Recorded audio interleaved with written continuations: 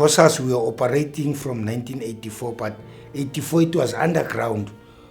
Besingakabi exposed kangako, whereby we can even stop igela ukuthi namhlanje yakufundwa because of this and this and this and this. No. I started being active when I was 17. And then ngiyenza Form 1. Ngoba leso sikhathi hayi bufida kaningi uziphinda bekungana ukuthi njengamanje mawungathi 19 years sokumele uphume esigela. Hayi bungasingena uzuthi 29 30 ngaleso sikhathi sethu yabo. I've been highly involved in many missions, internal missions, dealing with the gangsters. Makufika laphayana, things happened. Makufika laphayana, things happened. It was my first time ngibona umuntu avuta.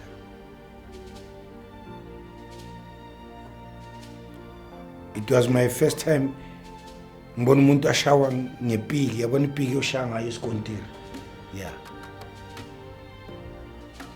It was my first time ngibona umuntu ashawa ngembazo avuleka kanje.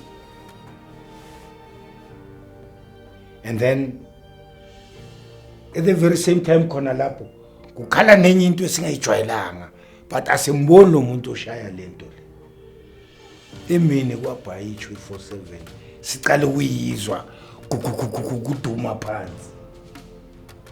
Sasalala phansi nathi sifuna ukumbona lo muntu lo. Sibona nje abohata bawa kirikiti asazi ukuthi what's happening babaleka. People were burnt alive. Houses were burnt.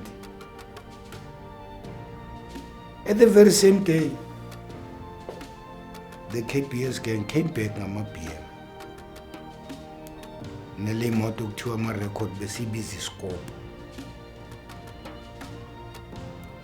They came back to attack abantu base any student sase Deep Kloof or any muntu wase Deep Kloof. Innocent people were killed by the gang. I still remember the likes of Tankiso. He was never a comrade. He was just somebody from Kwakwa azengapha zofuna isibani. The likes of Lawrence, the likes of Skharikani. Nomi intwana encane, maybe the guy was boma 13 years.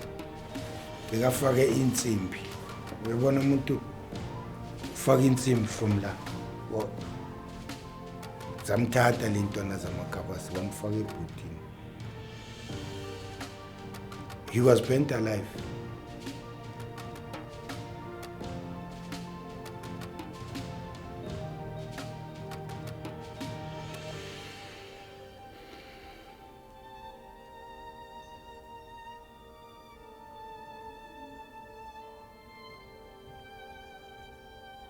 I lost many comrades.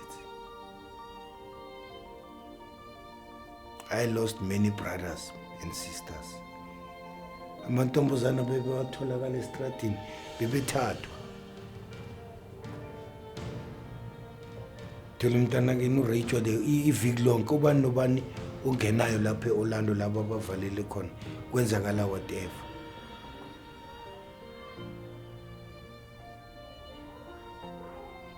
We managed ukuthi sisuke la siyobalanda.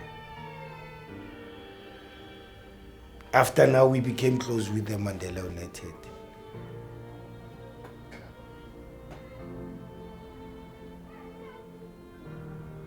Fika sakhala lapha eMoto comrades kunzima. Ukuthi sikhala kubani, it's not necessary. Comrades kunzima. We need guns. We need manpower. Because now masithi sithatha ukubheka, now the police are using the gangsters as the vigilantes against us.